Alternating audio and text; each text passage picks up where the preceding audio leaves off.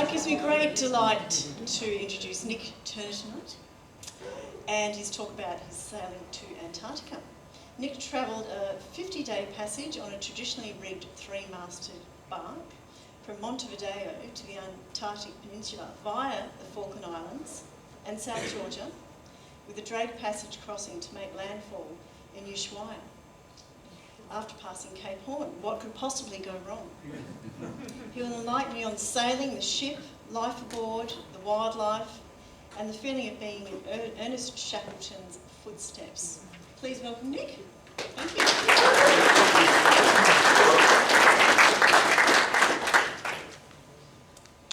Good day all, and thanks for coming. It's nice to see a few friends and yeah, a lot of people I don't know, which is quite cool. So, this is what I'm talking about. So yeah, 50-day passage. Just kick in. So a bit about me first of all. I am the co-owner of Faruka with Pete Spencer for about 3 years. Pete's sitting over there. Many of you, he's been in the club, I don't know, 25 years. And I've crewed with Pete for about 20 years prior to this, and the reason I ended up being a co-owner is he was going to sell the boat, so I either had to commit to some money finally, or I was going to miss out on sailing. So part of Lindy and I have been learning how to do the captaining, the skippering thing with me for the last 3 years, so it's going well. I was deckhand musician on the Søren Larsen in the early 90s, so Søren Larsen was the ship that you would have seen on the Aeneid line, one of the things that inspired me to get into all this stuff in the first place.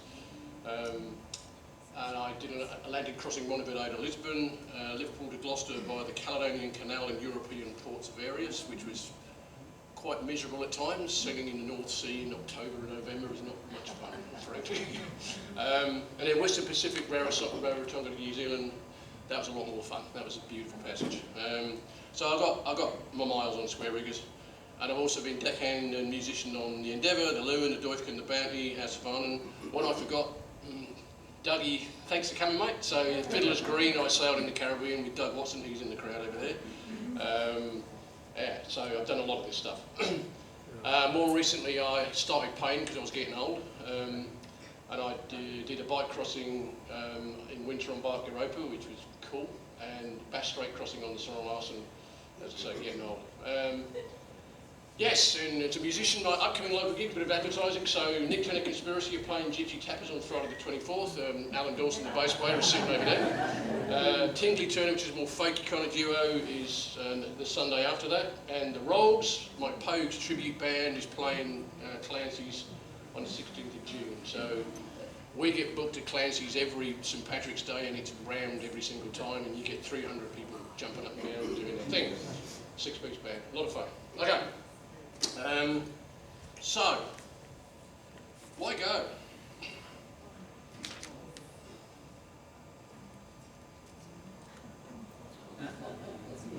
To me, that needs no words. You know, it's extraordinary. All of those are photos from the trip. Almost none of the photos that I show here are mine. We agreed to do a common pooling of all of our photos on a Dropbox. So, yeah, not one of those is mine, but. That's the sort of thing that you see in the varied environments that you sail through. So that was one of the reasons I really wanted to go, and Shackleton. So the Bark Europa, she's a three-masted bark, so it's a three-mast bark, means she's got squares on the first two masts, which I'll cover in a second.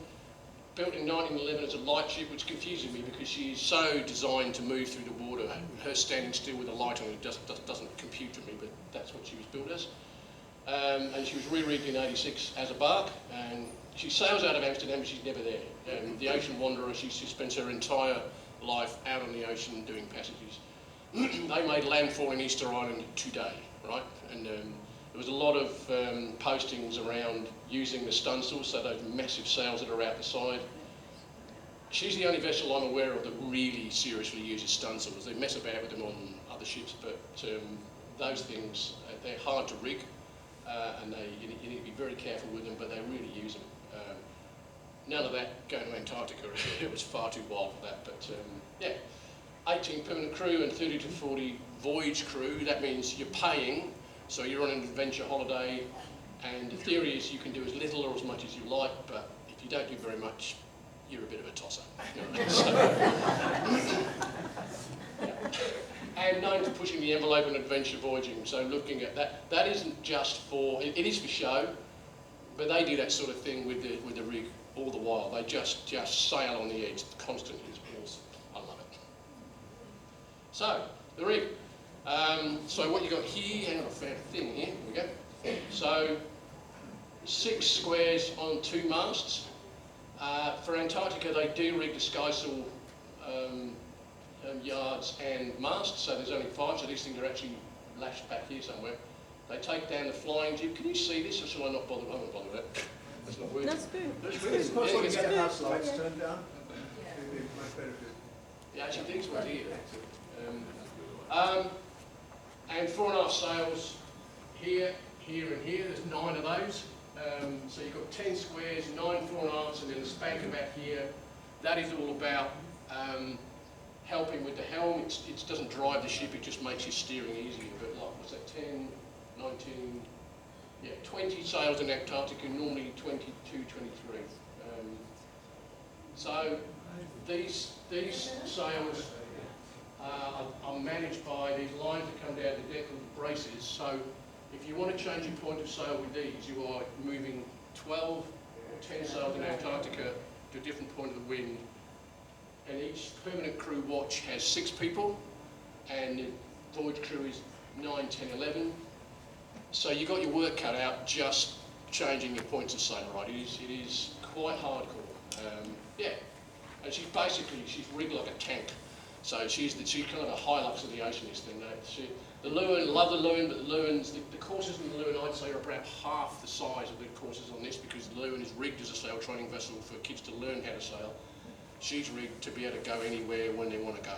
So she's hardcore rigged. Love it. And they do some really clever things, because I know most of you are sailors, that doesn't work. Does that work? Doesn't it? Okay. So there's lots of blocks used to increase your advantage to be able to do things. And for the first couple of weeks I didn't even notice, but you're sort of thinking, how the hell can I pull this massive sail and yard just with 2 people on this thing? And it's because of this. So they really do the work to make sure that she's manageable, because when the weather's really rough, it's only the permanent crew that are on board. So you've got 6 people on deck dealing with all this stuff. Big stuff. And I've sailed, I don't know, 10 square riggers, and I've never seen a square rigger where they put so much effort into making sure that you get a draw out of the sail. So this is the sheet going back, this is the tack going forward, the clue line to bring her up, and then a handy billy here. But here, they drill holes in the deck to put ring bolts in the deck to make sure they can get the sail to get its shape while it's inboard. And when it's outboard, you put out a whisker pole like this. It takes about an hour to rig that, right? It's a lot of messing around. You can see all these lines coming off it. So that's for the main course. For the forecourse, that is a 20-foot pine log that's about 6 inches in diameter that's stored in the scuppers, right? So when you're rigging that in the middle of the night, when you're getting waves over the bow and they're smashing over your head down here, and you are literally rocking around to put it through the horse hole to then lash it to the Panama cleats, you're thinking, why am I here? What am I doing this for? It's full on. And the reason it needs to be that big is because it's so near the water, as you'll see later on when the ship's rolling, that actually goes in the water, right? So that would have been carried away a number of times, and they would have worked out that they needed it that big to get that tiny bit of advantage out of the sail. But that's how they roll. So very cool. This is our passage. This is our actual, the actual passage that we did. So each one of the dots on here is, we sailed, so we went due south from Montevideo to the Falklands, pretty much due east with a bit of south to South Georgia, bashed our way down from South Georgia into the Weddell Sea, Antarctic Peninsula sailing here, and then back across the Drake Passage. So they market this as the most epic passage that they do, and that's exactly what I wanted to do. My thing. So, voyage crew, so the paying punters, what is it that you're doing there to do? So you helm, you do lookout, and you do sail handling. So a little bit on that. So helm can be really relaxing. That would have been, it was only that flat and sunny a few days out of Montevideo, so that's me crapping away to my fellow watch member Wendy, and she's very intent on making sure she's steering the right course, so it can be very relaxing. It can be very exciting when you're dodging icebergs. Holy shit, look at that. Amazing. And it can be plain bloody miserable, right? When you've got the snow and the ice and the wind in your face and you're up there doing your half an hour, at the end of it you're ready to go and get warm. It's not particularly pleasant when it's like that. Bow watch, again on a sunny day, wonderful. That's Oliphant, who's in my watch, and Lonica. I've done bow watch for, I don't know, 30,000 nautical miles on square riggers, and on my very first passage on the Soren Larsen, I was moaning to the ship's engineer about, why do we have to go and do this? And he said, well, if it stops the ship from sinking once, it's probably worth it. Yeah, right.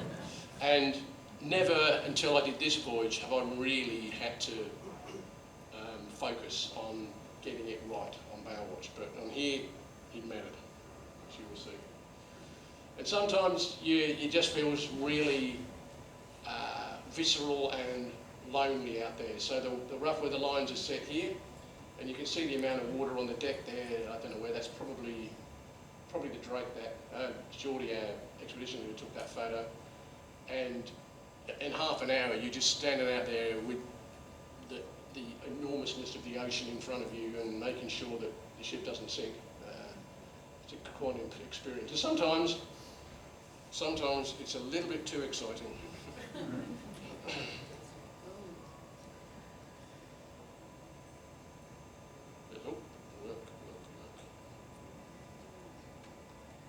You're joking me. We ran this just before.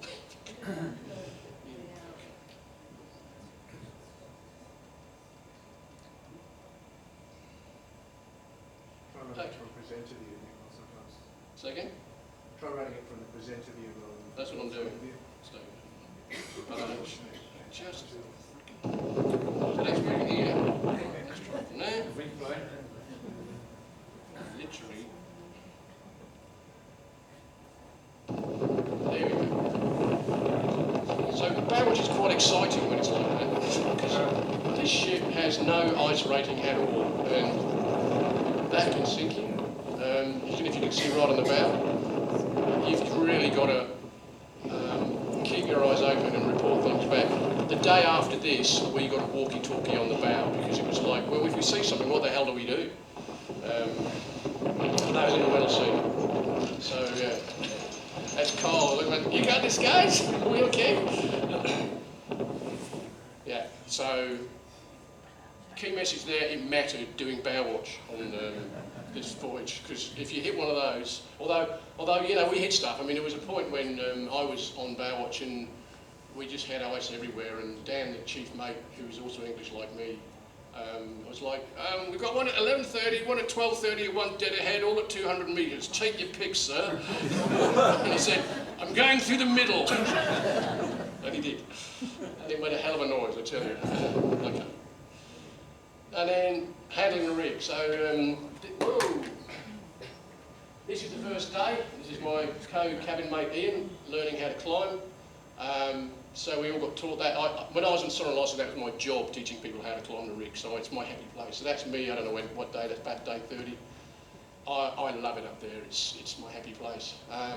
So going up the rig is one of the things you do, and to do this sort of thing. So that's furling the, what would that be? That'd be the main course.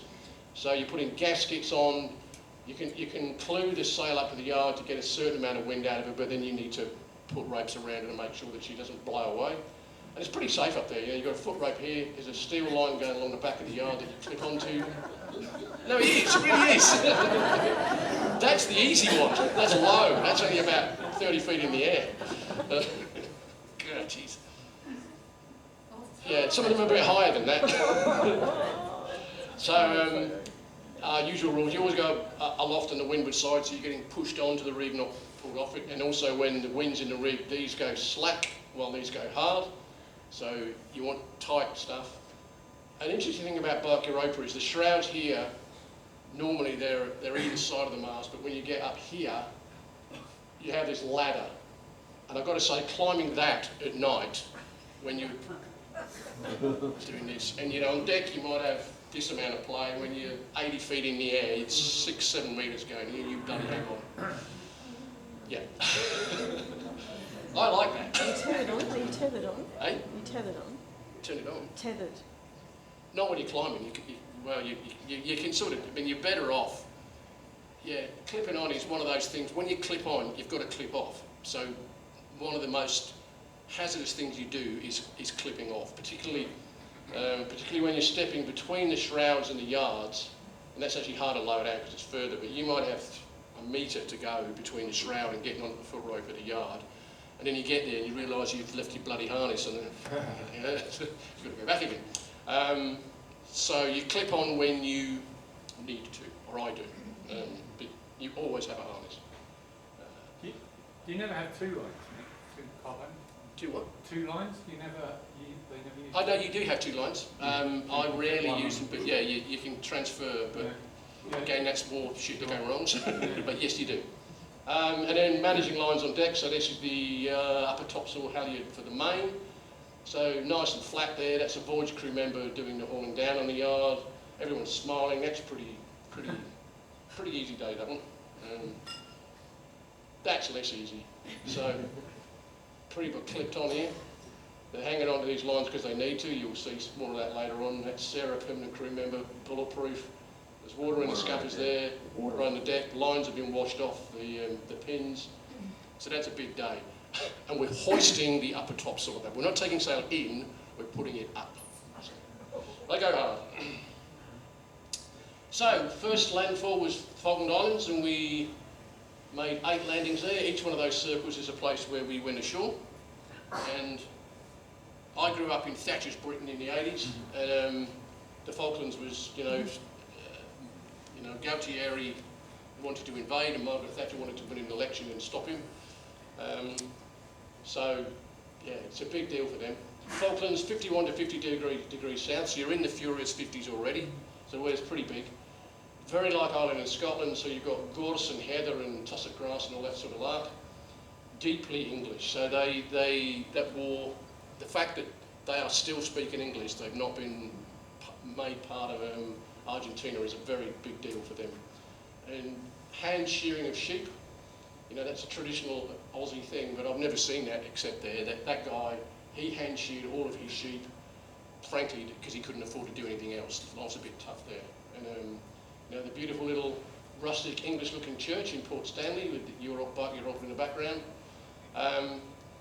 So it's a lovely place, and easy. No snow, landings were pretty simple. Generally, there's a couple of tricky ones getting ashore in the Zodiacs. But we discovered the rigours of biosecurity. So this was our first ever landing. They put a tarp down so that we could put our bags down on the ground. That was the one and only time they ever did that. Because biosecurity. This is us cleaning our boots when we got back on board, which you did every single time that you did it. And this is Megan. Yeah, tough lady. She was very seasick for about 3 weeks, but got there. So once you take your boot off, you got your sock on there. The deck's dry there. It's very rare to have the deck dry. So generally, you come back after 3 hours ashore and you're taking off your boots in sub-zero temperatures with cold water on the deck to make sure that you don't put anything back on the ship that is going to spread the avian bird flu, which is a big deal there. So, hang on. Just going up. Yes, biosecurity. You must clean everything that is going ashore to the satisfaction of the guides, and they are not easily satisfied. For 2 days before we made landfall, everyone would be in the deck house, literally hoovering out the grass seeds in their pockets, getting out every speck of anything from the Velcro, all of that lark. Nothing can touch the ground except the soles of your boots. Nothing, right? You can't sit down. You can't put your bag or anything else down. You cannot go to the toilet, and you're going ashore for 3 to 4 hours, okay?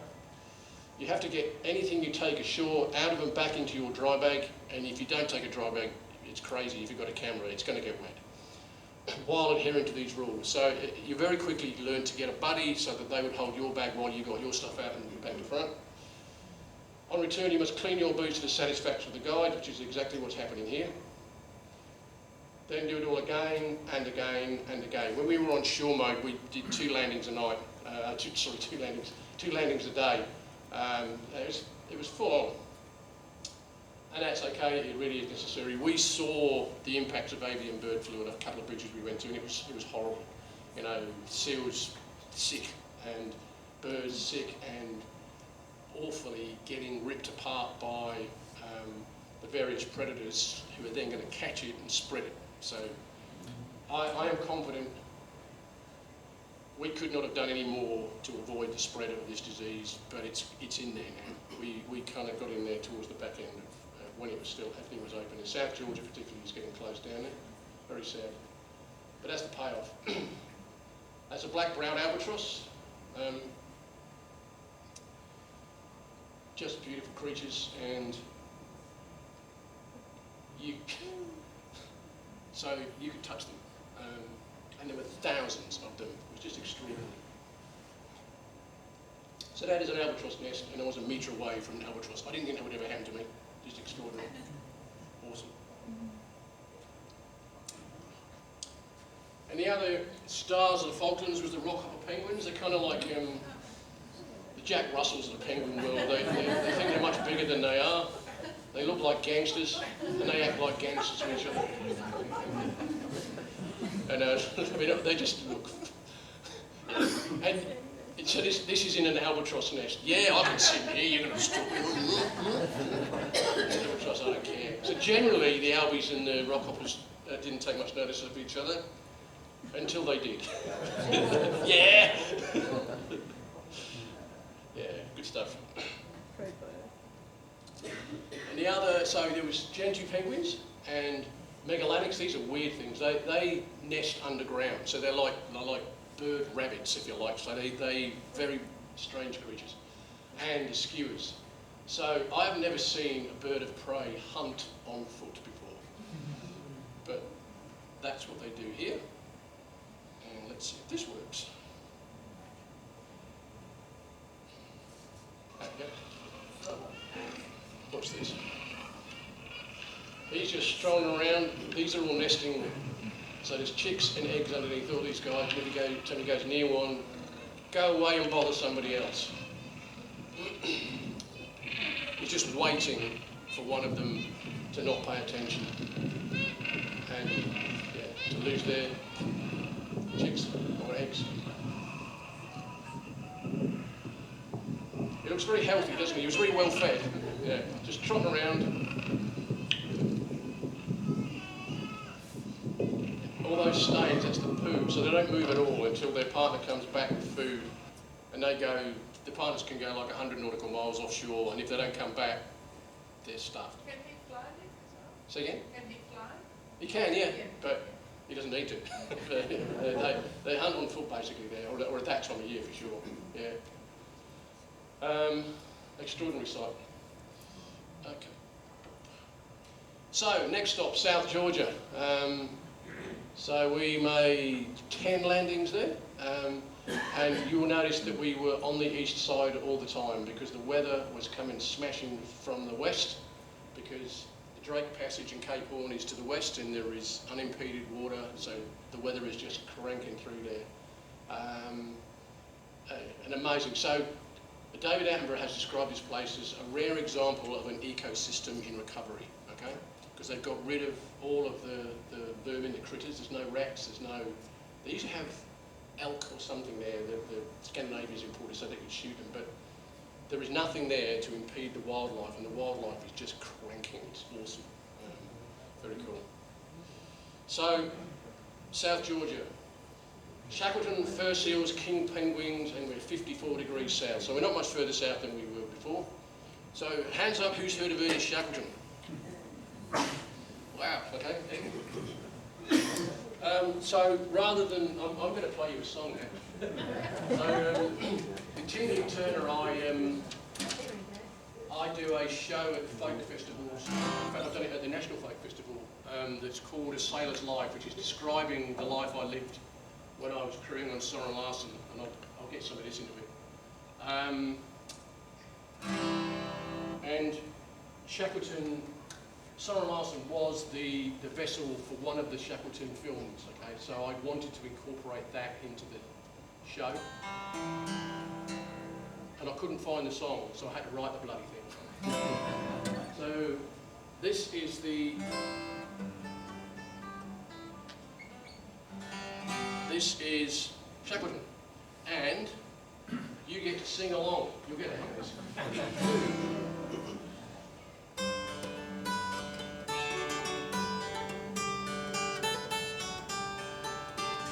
Sailed out from England in 1914, Ernest Shackleton and his men. To cross the Antarctic from coast to coast was their bold and simple plan. The vessel was fashioned from Norwegian oak, named Endurance for the trial she would face. The strongest wooden ship ever constructed to take on the Weddell Sea ice. And Shackleton chose an adventurous crew of men who would pull as a team. Some were Antarctic veterans, but others had seen the ice only in dreams. For 5 weeks they weaved through the shifting ice, and they made it to just off the coast. But the weather turned foul and the pack closed in, and the ship was beset hard and fast. Her timbers held good through 9 punishing months, locked in the grinding ice, till finally the cold Weddell Sea overwhelmed her, and Endurance she broke in the voice. Then 4 months carrying on the shifting pack, how long would the melting ice hold? 3 open boats was all they had left, just to sail to dry land was their goal. So then sailors they yearn of Antarctic explorers, above all the others one stands. All raise a glass on high for Shackleton, 'cause Shackleton, he never lost a man. Well done. When the pack finally opened, they took to the boats, and the ice was a terrible maze. Through gale-fast winds and devious currents, they sailed for 6 terrible days. By the time they made landfall at Elephant Island, many were damn nearly through. So Shackleton sailed on in the care with the strongest, their only hope for a rescue. They'd head for South Georgia, and Worsley would navigate a near to impossible ask. Each tried with timber they'd saved from Endurance to make the care up for the task. So when sailors they yearn of Antarctic explorers, above all the others one stands.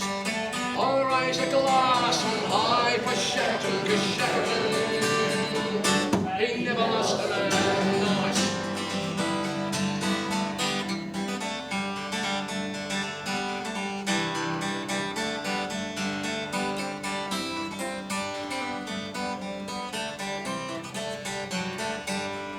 Across the screaming 60s and the furious 50s in a 22-foot wooden whaler, across 700 miles of the wild Southern Ocean in a voyage revered by all sailors. It took 17 days and they ran out of water, but South Georgia was there in the dawn. Somehow they made landfall through the raging gravies, but the Cairn would sail no more. But the mountainous snow-covered spine of the island still lay between them and salvation, and a never-been scale of a climate they must to get to the old weather station. So when sailors they yarn of Antarctic explorers, above all the others one stands.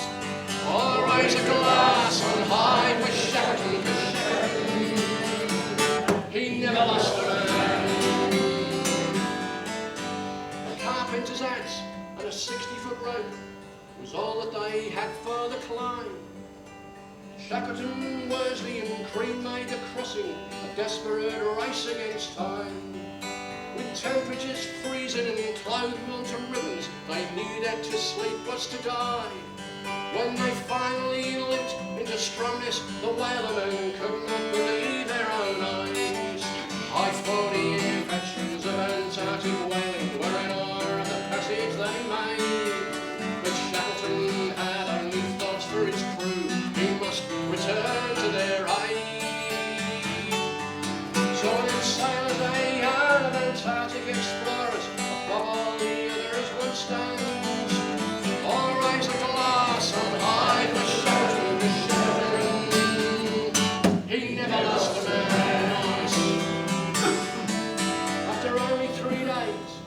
Shackleton set sail to rescue the rest of its crew. But the pack ice was solid and it stretched on for miles. How the hell would he ever get through?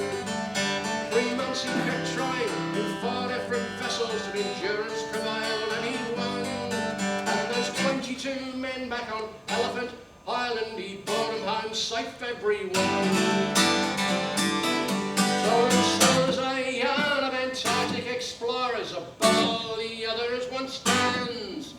All right at last, on high with Shackleton, 'cause Shackleton, he never lost a man. Oh, Shackleton, he never lost a man. Oh, Shackleton, he never lost a man.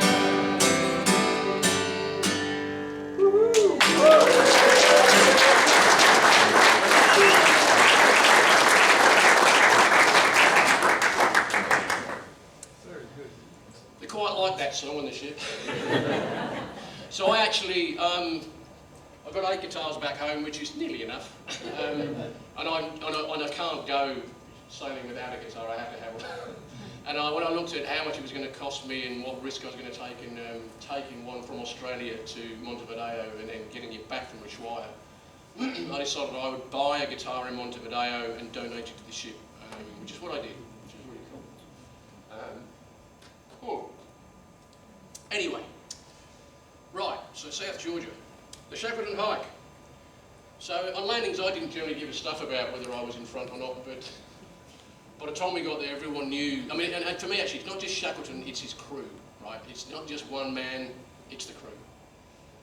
So they indulged me and let me go at the front. So yeah, everyone, that is the actual last 5 miles of the journey that Shackleton, Worsley and Crean did. Which is a big deal for me. That there is the waterfall that they abseiled down with the 60-foot rope that they had. There is actually a way around, which is what we're doing there. You see, we were all very organised at the start and we got a bit ramshackle towards the end. Yeah, and just to see that was just extraordinary, and to do that. So, yeah, Fortuna Bay, the strongest whaling station. So, that was one of the main reasons that I went. It was an extraordinary experience to do that. Yeah. And that's Shackleton's grave in Grytviken. Yeah, and it's traditional when you go to the grave that you have a glass of whiskey. So we had a few glasses of whiskey there. And Frank Wild, his offsider.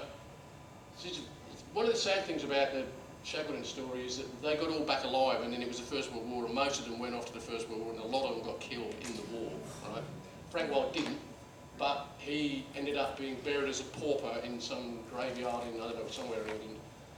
Some guy found him and exhumed his ashes and buried him right next door to Shackleton. So his right-hand man in life was his right-hand man in death. And Shackleton actually had a heart attack on South Georgia. They shipped his body back to the UK and his wife went, no, he doesn't belong here. Take him back to where he loves. So he's buried there. So yeah, it was a big deal, that. Yeah, cool. Okay, so the other thing that was big in South Georgia was fur seals. So before I start this video, I'll just explain a bit about what's going on here. So that there is a big daddy fur seal who's got a harem in here. He's got about 3 meat females and a whole lot of chicks. So that's his home. Over here is where all the young Turks are hanging out who haven't got mates. So that's Jordi. You will learn more about Jordi. He says, okay, we have 2 choices here. We break into this man's house, and he's going to get really pissed off, or we go to the pub with these guys, and they're going to get a bit pissed off. We're going to go to the pub. So he would go out and scout each time he went ashore to find the right place to go ashore. And, oh, do it, back.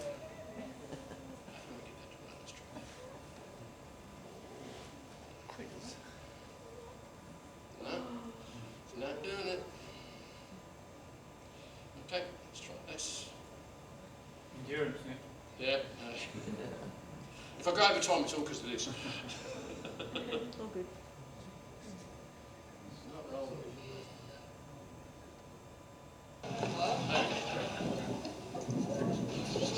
few things. So that Zodiac is pretty packed. This is a quiet landing, but yeah. So here's pups and the mums and the, yeah. That's someone's house, we're not going in there. And he's not going to let us go in there if we do want to go in there. So if you look here, these are in a line here because these guys have cleared the way for us to get up. So these are narky buggers, right? They don't like us being on their beach. It's their beach. So sticks, that was all we had to repel the first. Geordie is quite intense. It worked. Yeah. Basically, you needed to get out of the dinghy as fast as you possibly could to assist these guys.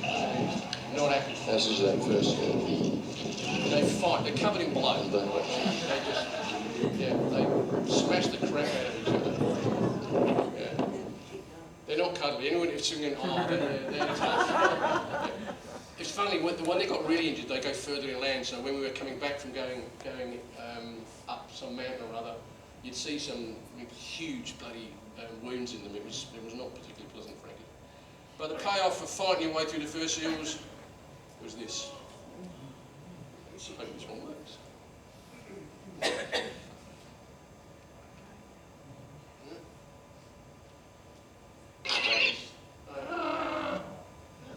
Hang on.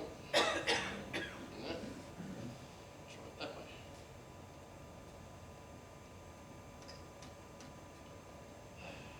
Lots of king penguins. So basically it pans across the whole lot of them. But so what you're seeing here, it takes 2 seasons for a king penguin to get old enough to be able to swim. So this is their they've basically got a big overcoat that's not their waterproof stuff. So after 2 years of being reared by the parents, you can see them following the parents around, and the parents are obviously sick of the sight of them. Shut up, go on. I'll give up. All right. So the other thing that we saw in South Georgia was first ice, lots of it. So this is Grytviken Harbour, first seals everywhere, and that is a lot of ice. So we're at 54 degrees south. We're going to be going south of 60. So I'm looking at this thinking, shit, if this is what we're seeing here, what's it going to be like at 64 south? And so the skipper Janker, I sort of tried to ask politely. The Dutch have no filter, certainly sailing Dutch, they're very, very down to earth and straight. And sort of said, oh, how would you describe the ice conditions at the moment, Janker? He goes, I would say there is a shitload of ice. And it's like, so if we go further south, you know, she goes, well, we try, we do what we can. That's what they always said. You know, if we get blocked, we can't go. And what we actually found was, right, the continental shelf of South Georgia, one of those huge bergs you see on the news, had broken off about 2 or 3 years before. And there were a lot of icebergs that were actually aground on that continental shelf. But while we were there, we were seeing, you know, 20, 30 all around us, and I'm like, holy shit, is this going to work? But once we got off the continental shelf, it quietened down for a while. Extraordinary. And penguins are just funny. I'm not sure this is going to work. I hope these work. This is some good videos. Come on, work, please.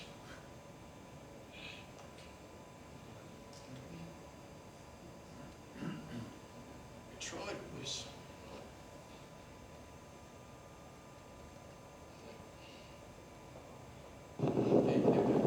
Penguins coming ashore. Charge!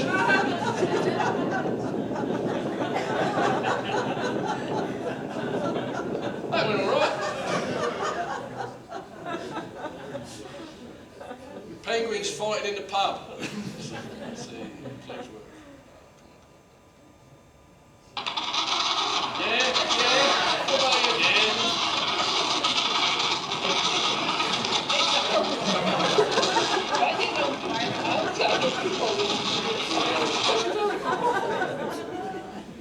And this is the best one. I love this one.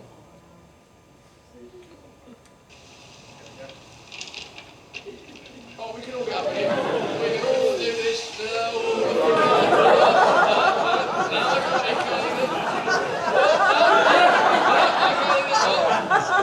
I don't know what the fuss is about. Right, I'm going to give it another go. I can do it.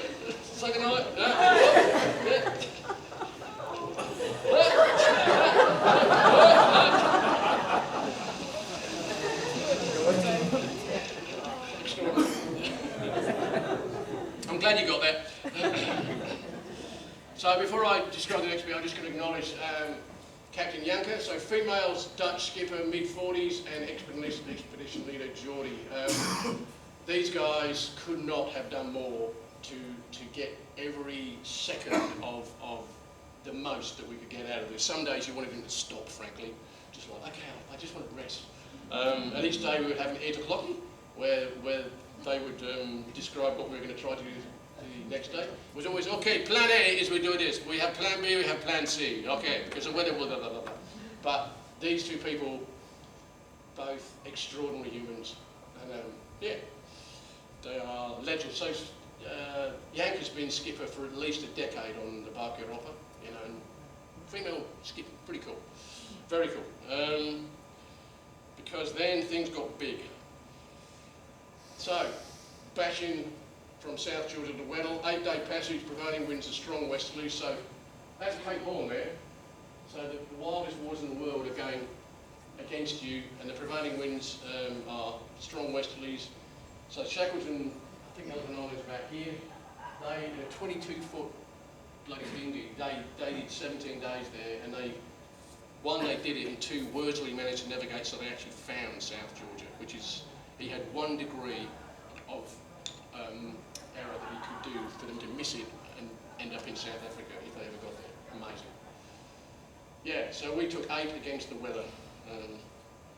This is where the sailing got very real indeed. So this is, Geordie did a 190-page PDF that he gave us at the end of it. So this is the conditions going, smashing into the Weddell and into the Scotia Sea. So, the best way for me to get this across is to read from my diary for the 11th of December, 4 to 8. So, the 4 to 8 this morning was by far the most extreme conditions I've sailed in. Bow watch calling in ice ahead every 5 minutes. Struggling with other watch members trying to communicate what they're saying down the radio to Dan, the chief mate, was intense. Only about a third of the voyage crew were allowed to hold the walkie-talkie that we had because some people got too excited about it all and just, ice, I know where, how far, give me size, heading, and what I need to do, you know. So, and Matai particularly, he was a 70-year-old Austrian, and he just got, ice, okay, where is it? Anyway, full on. Soaked to the skin any number of times by waves over the bow. Helm with Laura was insane. Trying to hold a course hard on the winds, which had us heeling at maybe 35 degrees, and Dan having to take control with the auto helm to run with it to avoid going over on our beam end. So I remember being on the helm, right, and we were right on the rail was under, you know, she's about 2.5 metres off the water normally, and we got water pouring in over the rail, and we're just going over, and he comes up on deck and just like. And Europa is about, I don't know, 6 turns from one side to the other, and you can't do it quickly. It's like steering Farika is like steering a greyhound. Steering Bark Europa is like steering a water buffalo wading through mud. Right, really hard to get it. And so Dan just went below and put the hydraulic helm on, and he put us 40 degrees down in 10 seconds in a big sea of ice when you don't know what's down there. So it's just like, okay, this is real, but it meant that we would have gone over, I think. I don't really know, but it was incredible. Dan, to avoid going over here, Dan having to take over control with the auto helm to run with it to avoid getting over on our beam ends with ice all around. Fecking crazy, I wrote. And lastly, filling the upper topsails as the wind built up. My boots are useless on a wet deck. Went right across the foredeck helping to seal furl the upper topsail and ended up in the scuppers. It hurt. Steve Watcher up next. They are down to 6 people, so seasickness injuries. We are full strength at 11 and that was hard enough. I don't envy them. Okay, time for sleep. This is as intense as I want this to be, possibly more so. So it's full on, you know, it's big. And this is just, you know, so there you go, full on. That's all permanent crew members there, so that's a big day. Just trying to, that's there clearing up the, what would it be, that would be the upper topsail, not the lower topsail. And I'll put that photo on again, so just get some reference here. Check this line here. So they are hoisting the upper topsail, they're putting sail up there. And this is the sort of thing that happens. You've got to see this one, hang on.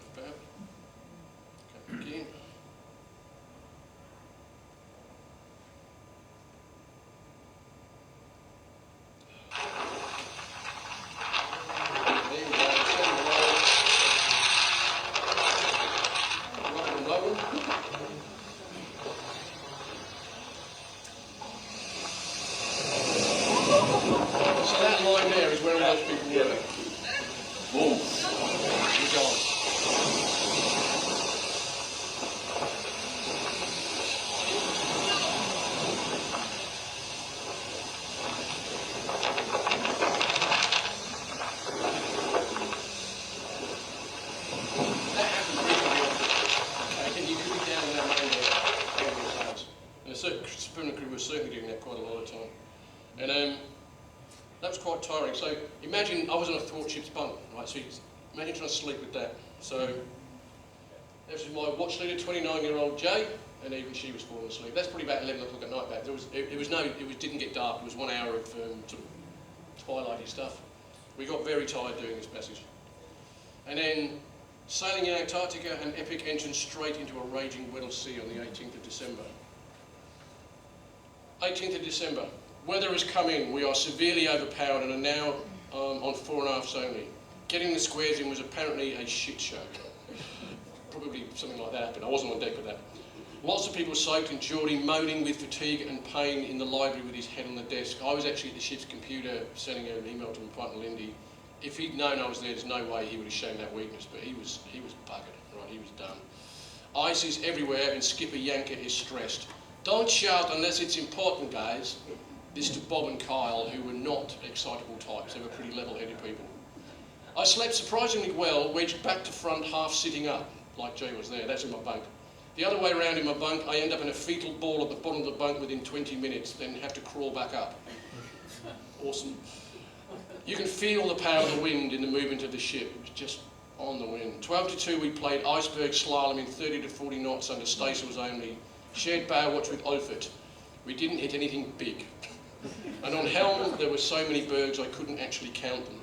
So the other thing to bear in mind is that the watch system, they do a split dog watch there, so with 12 to 2 and 2 to 4. So you never do the same thing 2 days in a row. So you're shifting around, doing the 12 to 4, the 4 to 8, the 8 to 12.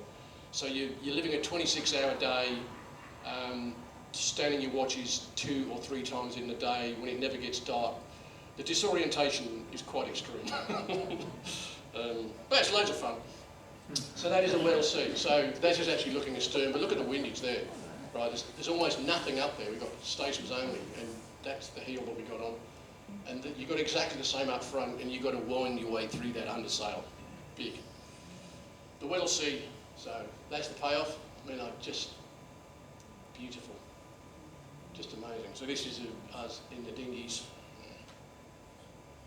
Yeah. So extraordinary. And finding passage in the Weddell Sea. Skipper Yanker. Radar says a wall of ice ahead, but I think I can see a gappy, so look at this. Honestly, the number of times I was looking up ahead and thinking, there's no fucking way we're going to get through. And how did we get through? We had Cree at the top of the foremast. So he loved being up here. I don't know how, I think he was up there for 4 hours, and this is cold. It is cold up there. So he's looking ahead, got a walkie-talkie, and he's radioing down to Yanker where we go. And I actually got to the habit of, when we were in tight ice like that, I would stay on deck because I would prefer to know that we're going to hit ice, rather than be in my bunk and hear this, I think I'm going to die. Yeah, it's full on, man. Okay. And the payoff, humpback whales at play in the Weddell Sea is just amazing. I mean, yeah, we see humpbacks, you'll all see me if you saw that here, they're around, but not like this. This works.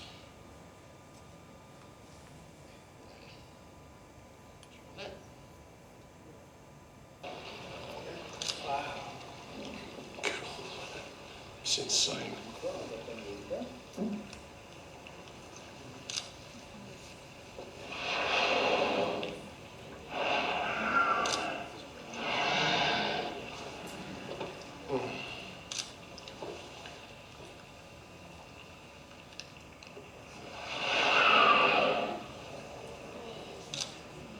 Oh my word.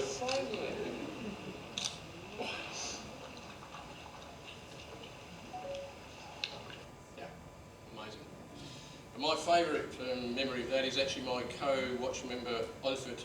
We had photograph competitions on board for different parts of the passage, and he took this from the top of the mainmast. Yeah. Pretty cool. Yeah, very cool. Yeah. Segue into Voyage Crew Snapshot. So I actually won one of the earlier photo competitions with, they had different categories, Voyage Crew and wildlife and the ship. And so 31 Voyage Crew, Ranger Nation 25 Chris, which is this chap here. After 70 Matai, the Austrian guy I've talked about, Dutch, English, American, Irish, Spanish, French, German, etc. 90% were excellent shipmates, a very small number weren't. Basically, if you stood your watch and you did your best, all cool. But there were some pricks who decided that wasn't their job. You know, they would show up when they felt like it and they wouldn't, so other people had to cover them. Not good. But this is a great cross-section. So Lonneke here, mid-50s Dutch. My husband gets really seasick, so he doesn't want to come. My boys don't want to go with me, and none of my friends want to come. But I want to sail to Antarctica. So she was awesome, bulletproof, and great company. Young Chris, he's younger than my son, he's 25, right? We were cabin mates for 5 weeks, we never had a crossword, right? He ran away to Alaska when he was 19 to join the fishing boats, and then spent a season. Says, I spent a whole season there, I don't think I got out of my clothes once. Then he went to Ireland, and he says, I was living in a field for a while, and they took pity on me and gave me a house. And then he went back and got himself a very high paid job, so he paid for himself to come at the age of 25. He was younger than any member of the crew. Brilliant company, great singer. His dad's Irish, so he knows the songs and he sings them well. And this is Steve, Craggy Steve. Steve was a BBC cameraman in Belfast for 30 years, right? So a tough bugger. He had a 52-foot wooden ketch sailing out of Belfast, and he had to, like a lot of the Irish, he had one-liners to. He had a killer song. You didn't want to get in the wrong side of Steve, but bulletproof. So you know, 31 people, but those three kind of give you the kind of spectrum of people you know. And you get to know these people well in this time because you can't get away from them and they can't get away from you, and you've got to deal with them and you've got to deal with yourself.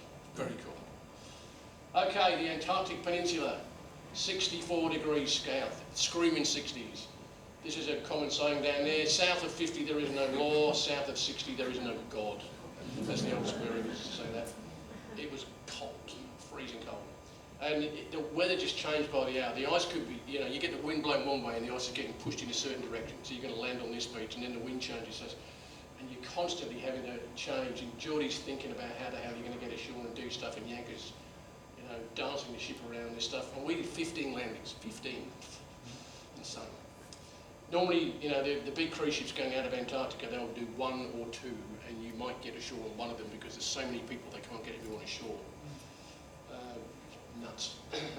Geordie was an absolute legend and a pain in the ass because he wanted us to do everything and he would call us on deck each time he's going to do it and you're like, oh, I just want to rest. I actually missed a couple of landings because you just get to the point of thinking, one, I want some time alone, not with lots of people. So the one in particular where we were anchored facing a glacier and I had my guitar up on deck while everyone went ashore and I could watch them walk up the glacier. And Geordie was really keen on climbing hills and he and my cabin mate said, yeah, if you climb all the way up the hill, it's just looking at the same thing from further away, isn't it, really?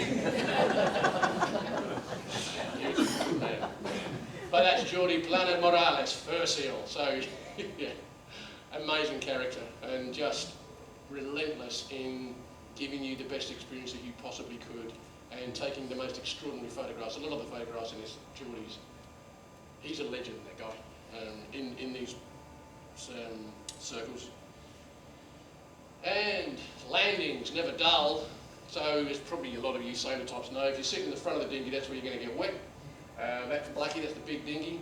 So we're going ashore there. That's pretty straightforward. You know, there's nothing particularly difficult about that. But when you have situations like this, where you've got to go stern on, so we're standing back here, and there's 3 of the permanent crew wearing dry suits. That's Geordie there. Making sure the dinghy's lined up, and when they call, you run and you get in, right? It's going to go over the top of your boots. That's what happens. You're just going to get wet because they will get you away, then they will wear it, right? That water is below 0. Yeah. Full on now. And then to prove that it's below 0, I can't remember what was going on there. That's Geordie again. And he's waist deep in sub-zero water with ice floating all around to make sure that we get ashore. Extraordinary. Yeah. But that's the payoff again. So penguin colonies by the 1,000, and look at this. You know, we navigated our way into here. I don't know how we did that, frankly, but we did. And it's extraordinary how barren Antarctica is. Right? I didn't think there would be much vegetation, but I was blown away at how, you know, there's nothing there. There's a tiny bit of green here. Yeah, look at this ice. Just, wow. Yeah. A steep hill. Just looking at the same thing from further away. This bloke here, Bob, my camping mate, he had 2 metal knees, but he liked climbing hills. Sometimes I didn't bother doing that. But yeah, just like the moon, or the Pilbara. Another one, this is Peter, he's Dutch. Yeah, extraordinary landscapes. And I love this one. So we hiked over our peninsula to see this channel here. We wondered whether we could go through. This is Yanka. We're not going through there. Too much fucking ice. And the geology. So Clara, extraordinary young woman, one of the permanent crew members. This is a lateral moraine of a glacier that's up the hill here. And we had talks every day about how amazing the geology was. It was amazing, I just can't remember anything about it. But I've got notes. But yeah, strange things going on here. So just amazing stuff. And then there's the glaciers. You can't really get the scale of that, but I love the way that breaking wave. Yeah. You can get the scale a bit better from this one.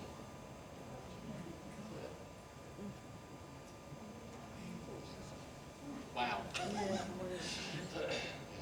Just extraordinary. You know, the number of times I just pinch myself and go, is this real?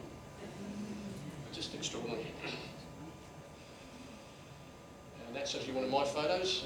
This is Deception Island, the last place that we made landfall. Funny, actually on this landing here, we went past the National Geographic Explorer was the name of the vessel. So and we radioed into them and sort of said, oh, how's it going? They go, oh, it's too rough to go ashore, you know, we haven't really done any landings today. I was like, really?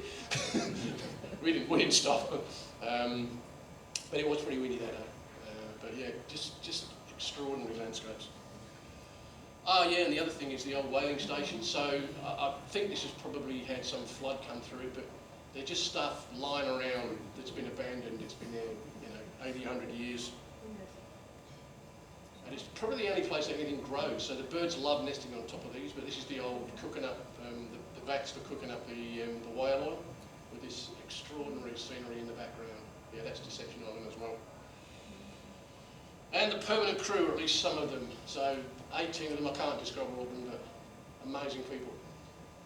Galt and Sasha, this is the ship's cook.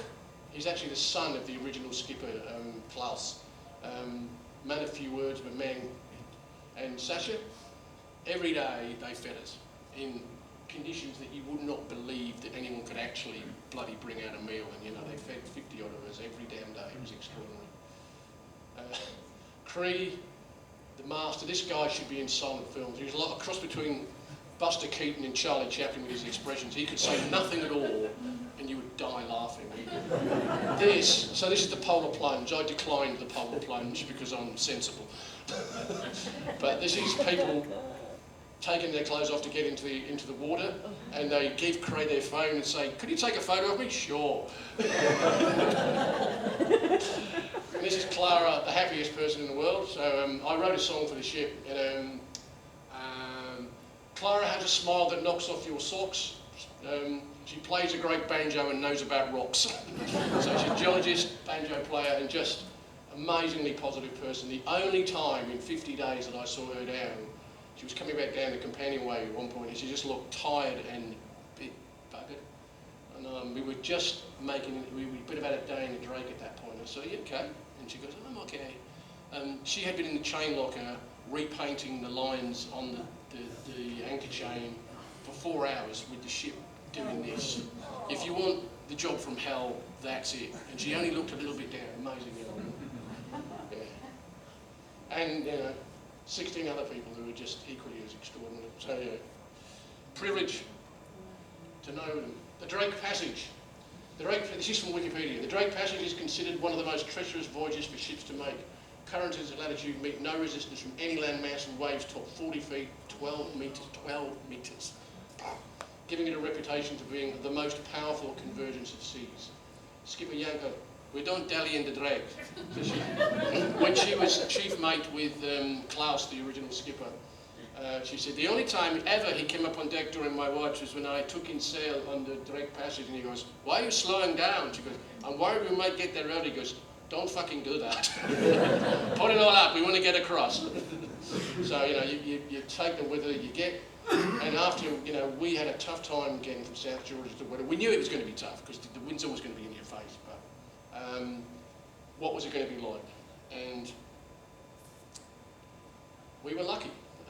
From the 60 to the 50 latitudes, good. So this is Geordie's record again. So we've got sou'westers, we've got the wind behind us, basically. So the conditions are rough, but as you sailing types will know, and I know, and when the wind's behind you, life's good. So we crossed from the 60s to the 50s during this particular watch. And show you this. This is the Drake Passage. Crossing the Drake Passage. Wind on the stern, all the squares set. We passed the icebergs. We're all playing. Life is good. Just extraordinary. Very lucky. And that's my co-cabin mate, watchmate Bob Ames, who he took that photo of me showing off sitting up at the top of the rig. Good guy. Just want to acknowledge him. And we would climb the different masts and take photographs of each other so that we had some. So that's the photo that Bob took. And that's the photo that I took at the squares looking back at him. You can't actually see him here, but yeah. Yes, big stuff. Big stuff. So we made 180 nautical miles in one day crossing the Drake with a traditional rig averaging 7.5 knots. That is Grand Prix on a square rig. That's actually crazy. That is remarkable. But then, so I cursed us because I said to Yanka, you know, once we passed Cape Horn, you know, we're okay. She goes, what do you mean? I said, oh, you know, we're in the lee and things will be okay. Things are all right. And she goes, I don't know. Which I shouldn't have said, because 30 December 23, the Beagle Channel trying to reach safe anchorage. This is actually Geordie's log. Where are we? Beagle Channel. We soon realised that there will not be an easy last bit of the crossing, braving the foul weather conditions. At the mouth of the Beagle, we tried to stop and drifted northwards. That was not good. We went far too far north. So this sou'wester here, we were basically smashing into it. Drifted northwards while the remaining sails are doused and furled. From then on, her two engines full ahead, she pitches and faces dead into 30, 35, 45 knots of blows and steep waves. Motor sailing straight into that was a nightmare, I have to say. Trying to push ahead in these conditions, she barely moves. It will take the whole of the day to eat away the 20-odd nautical miles left. So we average 1.5 knots over the water, and with leeway it was about a knot. So 20 nautical miles in 20 hours with a sledgehammer smashing. It was not much fun. But, you know, that's the way it is. But then, at least we felt like we'd done our Drake Passage properly. Yeah. But then we finally got to Beagle Channel. Yeah. That's the thing.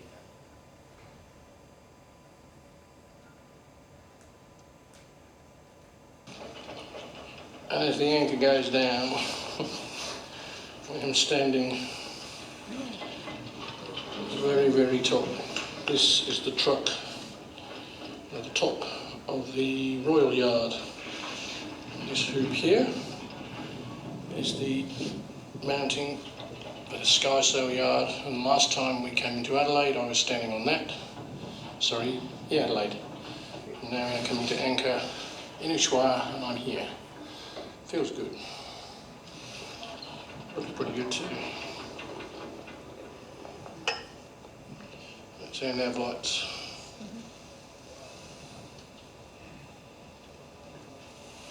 Thank you, Park Europa. Job done. That was a big day. So music on board. I always play my guitar. I take a guitar and do my thing. Oh yeah, just plug.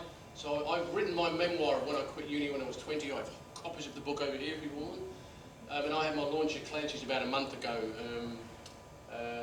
And I did a soft launch at anchor in the Weddell Sea in the deck house of the ship with icebergs all around. It was very surreal. And also really handy for being able to do the gig well at Clancy's. But yeah, that was fun. And you know, as I said, Clara played a great banjo. This is Emily, French-Canadian fiddle player. She plays in bands when she's not on board. And Seba and Johnny, two Chilean folk singers who would belt it out, amazing singers. And this is young Chris, as I said, he was a singer, a cappella, so he would sing folk songs at the drop of a hat. And there was just so much going on. It was just really beautiful to be a part of. And because I do a fair bit of that, I catalysed people coming out of their shell. Ian in my cabin, the English guy, he sang, but he felt really nervous about doing it at the start. By the end, giving it the beats is great. So yeah, a lot of music. It was really a big part of the voyage. Very happy to have helped that to happen. So this is us in the Beagle Channel. One thing I have to say, it's impossible for musicians to play and look happy at the same time, apparently. We're in heaven there, you wouldn't guess it. Emily and Clara, they actually, so Barky Roper, she sailed back from Ushuaia to Amsterdam 93 days when COVID hit without making landfall anywhere, right? And when they got there, they all went into lockdown, and these two went into lockdown together because you had your buddy. So they learned a whole lot of music. So that's, what, 2 years ago? I don't know. This is the first time they'd got to play together because they were on different watches. So to get that to happen on that day was really, really special. So yeah. Is that a mouthful? It's Melodia. It's called Melodia. Melodica, Yeah. no? Melodica, that's the one.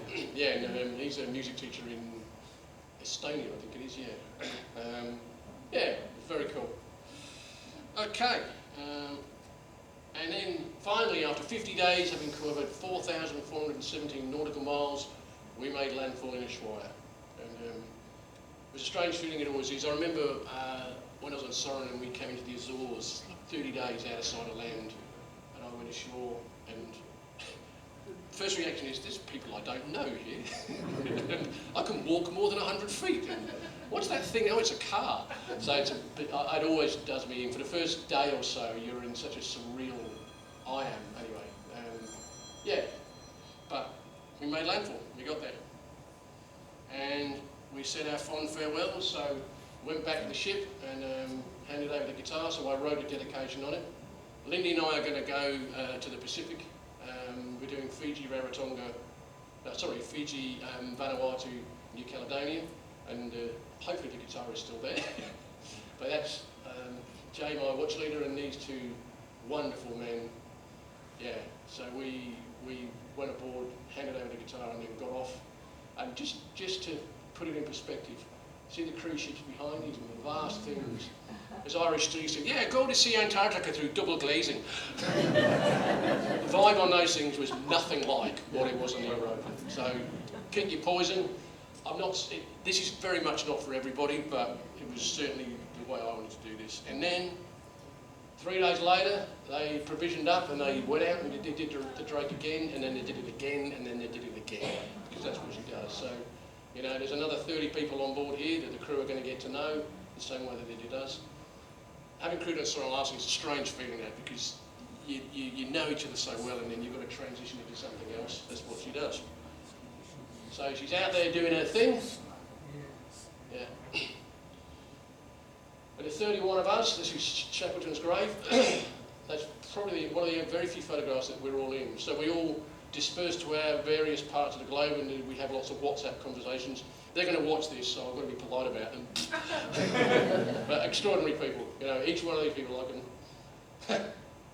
So Yuta here, she came to Australia after she'd been, I can't remember what she was before that, but when I did my book launch, she was actually the person selling books on the night, so she had something to do. Wonderful lady. Yeah, and each one of those people I have fond memories of in general, very few not so fond, but you know, it was an extraordinary experience. Whereas, you know, we went our separate ways, whereas these mad bastards went out and kept on doing their job. Cheers and thanks. Any questions?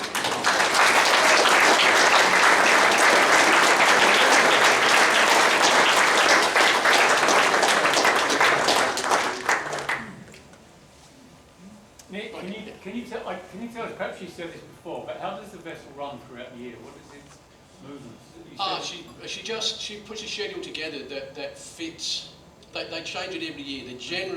The normal schedule is, they always do Antarctica because that's their hallmark, and generally they'll stick in the Atlantic and go around, you know, maybe South Africa, Cape Town, etc. But right now they are on Easter Island, right? So they're in the Pacific, and they don't do that. They do that once every 4 or 5 years, maybe. And you know, when I got on her first, I was driving home from work, coming down through Cotton, and I just saw this square rigger off the coast. I thought, oh, that's the Lewin. And it's like, holy shit, that's not the Lewin. It's like, I literally got home, got on my bike, went down the wharf. She was coming in and I went, how do I sail on this thing? So, and then she was taking part in the Bass Strait crossing after the Sydney Hobart. There's a square rig race, the Wooden Boat Festival. So she changes her schedule to suit certain key mark things, but they basically put together a schedule where they're always out there, pretty much. Yeah, unless they're in dry dock, of course. Yeah. Alan. Yeah, Nick, anchoring a boat like that, you had so many stops. You know, did you have many dramas holding an anchor? And we never dragged. I'm surprised. I don't know how much chain we had out. I mean, it wasn't a thing I bothered about because there were people that knew what they were doing and I wasn't one of them. Yeah. But we never, as far as I'm aware, we never dragged in the night and had to do anything. And the winds weren't at anchor. They were never that crazy. I think it might have been, wise choice of where we were, but it never got too intense. Yes, sir. Tim, I've done this trip. I did a Ushuaia Oh yeah. to Antarctica back in February a few years ago. Uh-huh. Do you mind if I just explain a near-death experience I had on the No, we'll be thoroughly offended now. Go for it. Very quickly, we left Ushuaia and went down the channel and did all that stuff. It was a nice day. And then once you go down to the Drake Passage, it was pretty serious. They put the sails up and they pulled it back down. And the captain was in that little hutch thing, the wheelhouse, whatever you like, where he's got his controls and all his computer screens. And I was standing outside. Everyone had to have a harness on, and he was motoring because it was just 40 knots. And I had my harness on, I took it off, went into the cabin and said to the captain, "Is that Cape Horn, those lights by any chance?" He said, "No, that's the bottom of the chute." I went, "Oh, radio." So I walked back out and I was about to clip onto the line and the rope just fell off the wave and it sent me over the roof of that thing. Whoa. And I landed down on my shoulder, which is now stuffed. Yeah. And if there wasn't, they had a flat bench seat. Yeah, I know. Turned that over on its side, Yeah. I was heading straight under the Wow. line. Jesus, you would have a wheelhouse. That's okay. Captain freaked out. Yep. That's the sort of stuff that goes on. Yeah. And then we got told everyone off the deck. After that happened. The dream is awesome. Wow. It's a February trip. It's a good experience. Cheers. Good stuff. It's not as bad as that. Cool. Congratulations on still being here. I'd like to say the Drake Passage is not always like that. I went down and I've never had a bigger disappointment in my life. It was the Drake Lake. Yeah. And then at the end of the voyage, I came back and we went round Cape Horn and there were a few sullen, low swells and a little mist and not a wave in sight. My photographs are boring. I hope I kept you excited a little bit here. But the sea, when we were down there for the whole time, was cerulean blue, and the weather was fine. And Really? The whole time? Wow. And it's the most wonderful, beautiful place I've ever been. It's stunning, isn't it? Yeah. Okay. We didn't see another ship the whole time we were down there. Yeah, we saw, in the weather we saw nothing, and we saw that one in Deception Island, but yeah, there's a lot. The cruise ships go on the west side. There's a lot of them, but yeah. Okay, interesting. Nick, the cost for 50 days? I can't remember. It was really good value. It wasn't crazy. It was €16,000 or something. It wasn't ridiculous. I actually can't remember. But if you look, check out the Viking Record website. You'll see they're not doing the exact same passage, but it was, you know, it wasn't eye-wateringly crazy, and it's the thing I wanted to do. And I'm very glad I did the passage I did, because I thought about doing this straight Drake passage thing, but yeah. So it's not cheap, but it's not crazy. You just have to be crazy to do it. Who's that? In a way. The right kind of crazy. Fantastic. Great. Well, thank you so much, Nick. That was the photos and the stories, and wow, very much well. And Burr. Thank you so much.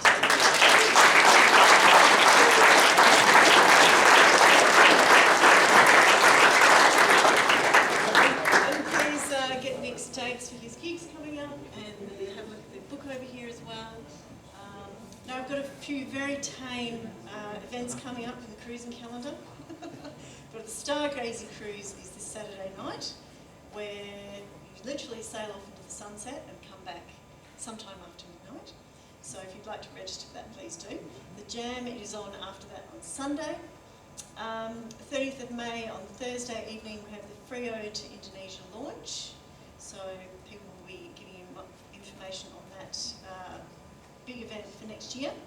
The next jam is 16th of June on Sunday, and then there's a Mindarie overnight cruise from the 22nd to the 23rd of June, where we sail up to Mindarie and have an overnight there. And please get if you have any nominations for Cruiser of the Year, please get those into Annie and Ollie. See the poster for details for all of those events, actually. So thank you so much, everyone. Thank you. Have a great